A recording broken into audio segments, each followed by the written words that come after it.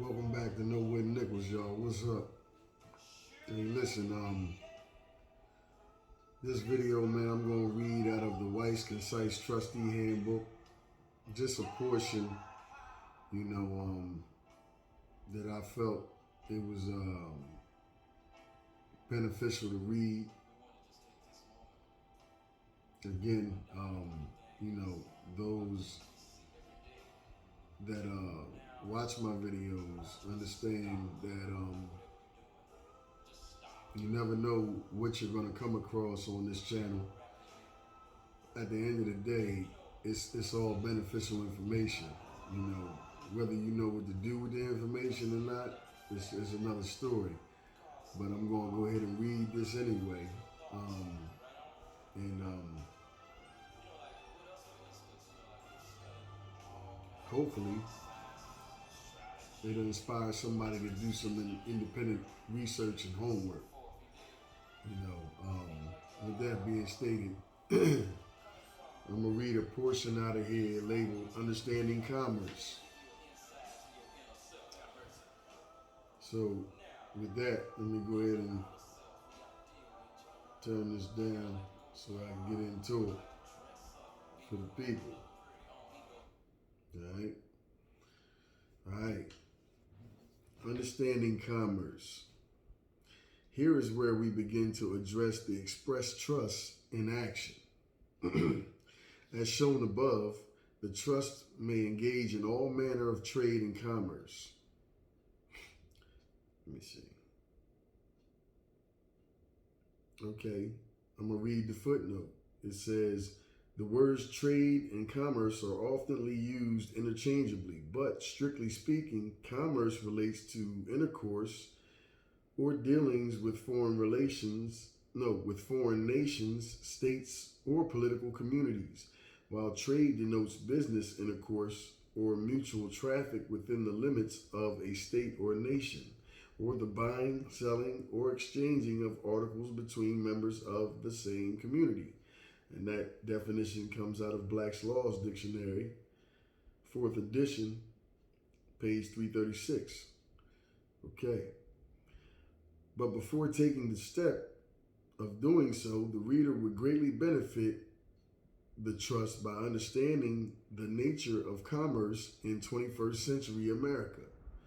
And for my brief explanation of the subtle intricacies involved, I will rely upon the works by Lee Brobst, ETAL.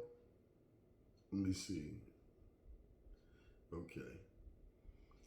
I will not go into a detailed explanation of the Constitution or the history of commerce for want of space, but I would suggest that the reader read the works relied upon herein.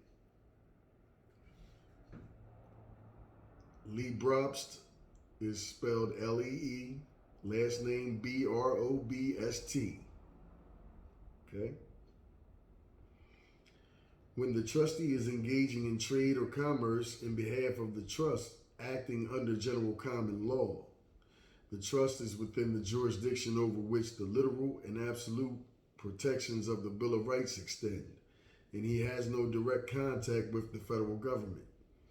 Under right of contract law protected by the federal Constitution, the trustee may enter into the 14th Amendment jurisdiction via contract, i.e., by willfully availing the trust of benefits, like the quasi-corporate privilege / franchise of limited liability for the discharge of debts using Federal Reserve notes pursuant to the economic system established under former House Joint Resolution 192.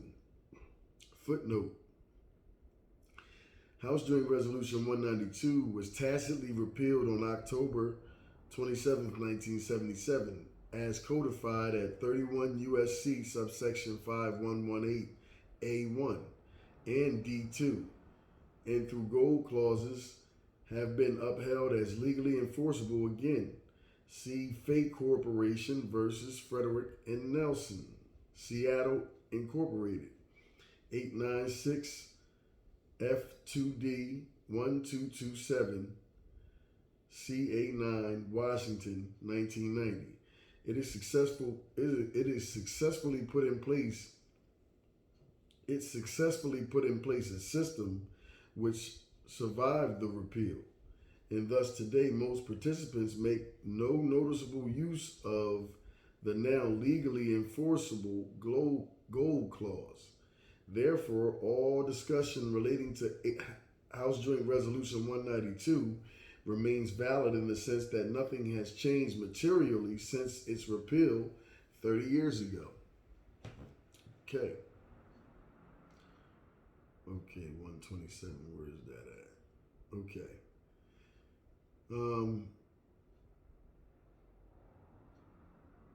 Pursuant to the economic system established under former House Joint Resolution 192, contrast discharge with the payment of debts with standard gold-backed currency under the original Coinage Act of 1972.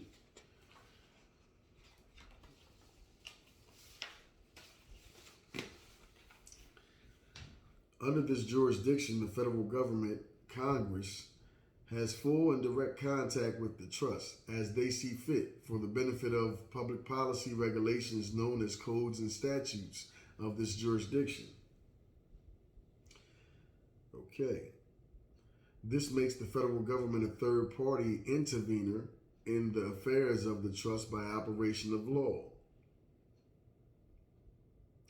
It says the federal government's power of regulation in this manner is fully constitutional, deriving its authority from Article 1, subsection 8, and 1 and 8 being one of the general legislative powers. The relationship between Congress and the 14th Amendment citizen is controlled under Article 4, subsection 3, clause 2.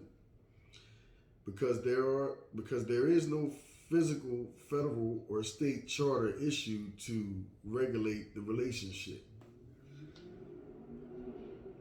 All right. This makes the federal government a third-party intervener in the affairs of the trust by operation of law, because the trust, as with the 14th Amendment citizens, is being allowed to get away with not truly fulfilling its commercial contracts as is required under the common law of contracts. I will show how this can all be avoided in a later section. The resulting nexus or confederacy developed under House Joint Resolution 192 is an affiliation known better as an association. Because the trust, as with the hold on.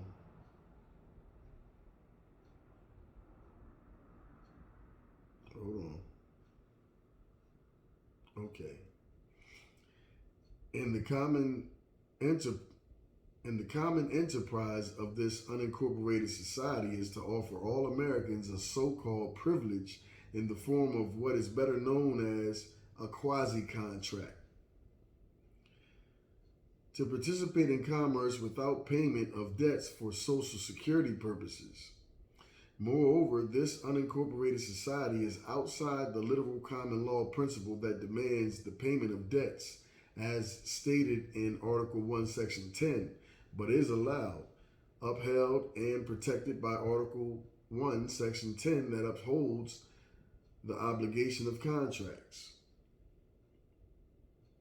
This amounts to a federated, unincorporated society by operation of law, which is contractually protected by the Constitution in the same way the express trust and its trustees are. And the trust and or trustee reserves the right to domicile themselves in. The union, under Article 4, Section 3, Clause 1, and thus to contract under Article 1, Section 10, despite the fact that they cannot pay their debts. In other words, Congress cannot compel the trust or its trustees to participate in a federal interstate unincorporated banking association under Article 4, Section 3, Clause 2, in House Joint Resolution 192 for the non-payment of debts.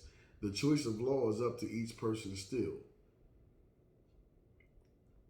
Corporations are artificial creations of the state or federal government under physical charter, franchise, issued via state or federal civil law for commercial regulation under Article 1, Section 8, Clause 1 and 3. They are not under literal common law because of the charter, franchise.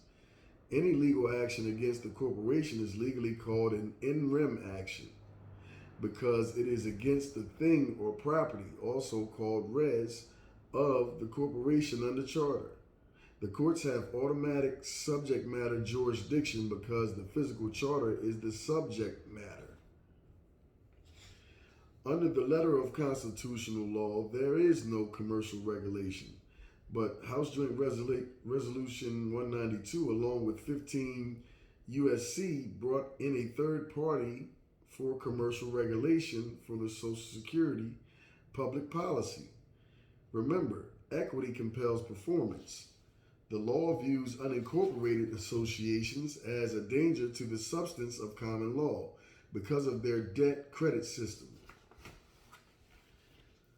This is because there is no counterbalance to the demands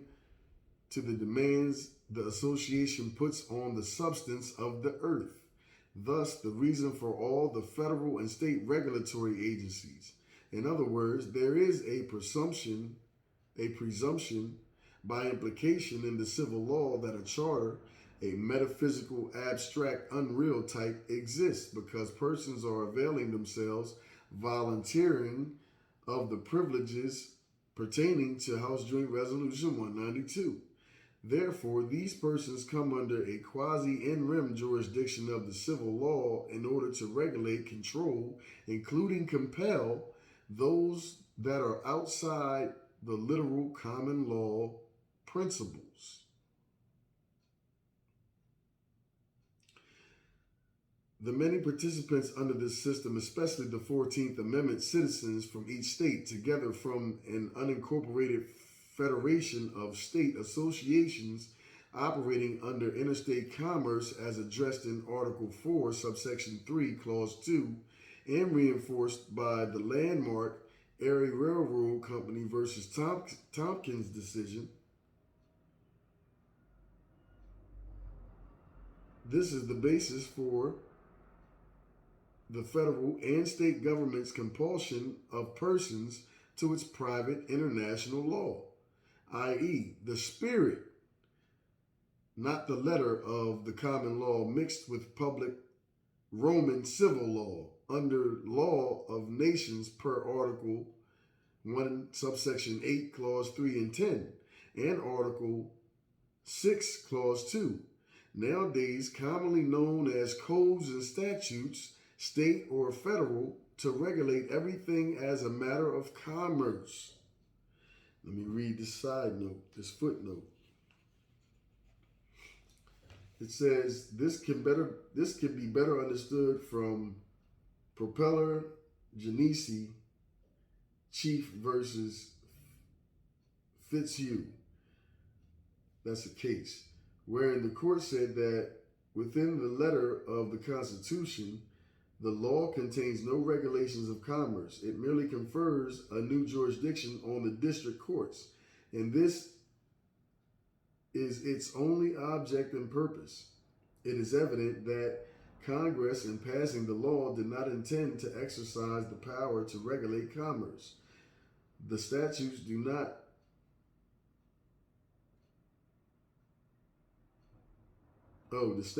no more than grant jurisdiction over a particular class of cases. Now the judicial power in cases of admiralty and maritime jurisdiction has never been supposed to extend to contracts made on land and to be executed on land. But if the power of regulating commerce can be made the foundation of jurisdiction in its courts, and a new and extended admiralty jurisdiction beyond its heretofore known and admitted limits may be created on water under that authority, the same reason would justify the same exercise of power on land. See also Verlinden versus Bank of Nigeria. Roman civil law is also why the IRS continually refers to income taxes as voluntary, although to the ignorant it appears to be the exact opposite. Okay, without getting into the history of religion and speaking purely from an analytical perspective, the Roman civil law as a base model for commerce regulation was developed out of necessity of the church to avoid political scrutiny for its handling of money and property the people were persuaded to give in exchange for limited liability. Go directly to heaven instead of hell. As the people became more educated and saw what was really behind the power of religion in generating wealth, the Roman Church fell under greater and greater criticism. This led to the development of a banking system to handle and control church wealth and take the critical focus away from the church.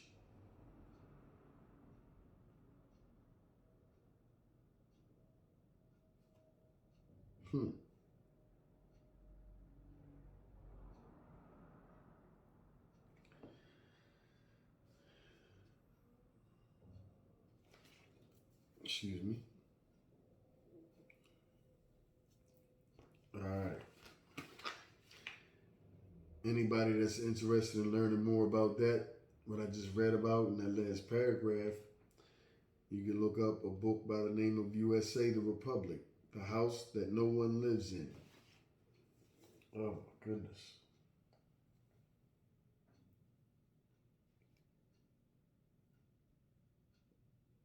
Oh my. Give me a second, people. Shit.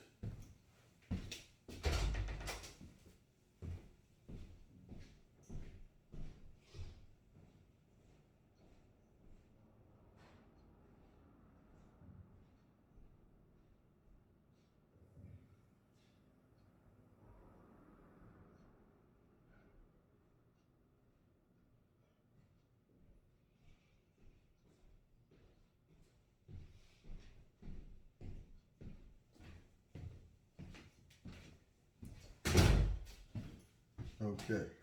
All right. Pardon me for that. Back to it.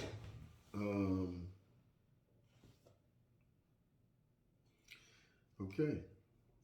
The bank learned from the church about limited liability. If you could get people to borrow money beyond their ability to pay back, you could get them to keep performing. The legal definition of performing is relative to paying interest on one form or another, on a debt, liability, without ever demanding it the principal back, thereby loaning out the same credit to more than one individual or company. This meant that the bank was limiting the liability of the borrower, so he was not fully responsible for the debt as long as he continued to perform to paying the interest. Told you this is a debt-based society. And see, they got everybody all into it. Oh, my credit score, this, that, and the third. Yeah. They encourage you to raise your credit score so you can borrow and they can continue to live off the interest. But anyway, this way, real money, gold, became credit, paper money, by loaning to more than one person. Being involved in this sort of commerce was called private commerce, with the church's control over wealth, the Vatican. This private commerce became standard practice in the world of trade upon the sea. The private international or admiralty / maritime law became known as Roman civil law as it began to figure heavily in the politics of every city and country it touched throughout international commerce.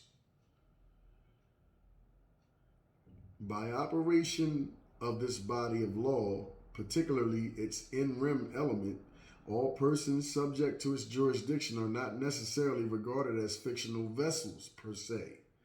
You remember when I read the birth registration process, I told you they refer to people as vessels, but are more so as objects of the state. Discussed earlier, see footnote 24.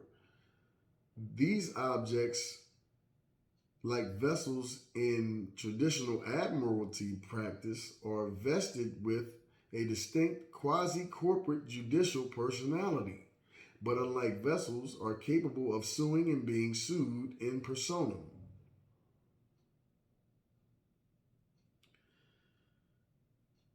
So if you want to know what that really digs into, look up the case. Hold on, this glare on the paper. It says, see the China 74 U.S. 53 1868 in parentheses, and the Barnstable 181 U.S.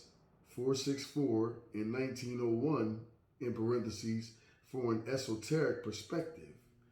See also why we are in the Admiralty jurisdiction, April 18th, 2004. Oh my goodness. I don't know what just happened. Let me go and get it right. Let me go on and get it right, people. All right. Pardon me again for that. Okay.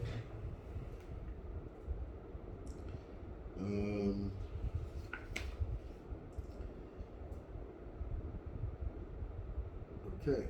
What was that? 139. 139. Where's that? Okay. 14th Amendment citizens of the United States, whether state or federal, chartered corporations, or metaphysical chartered corporate colored public persons. Read that again.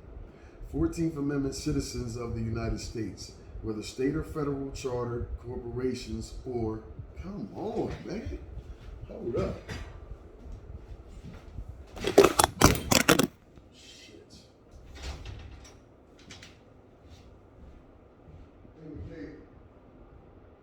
There.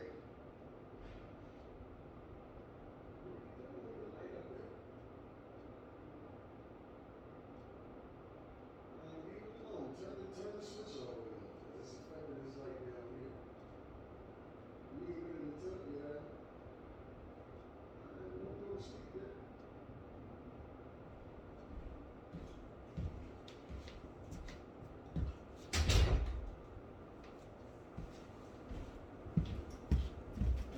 My goodness. Okay. Pardon me, y'all.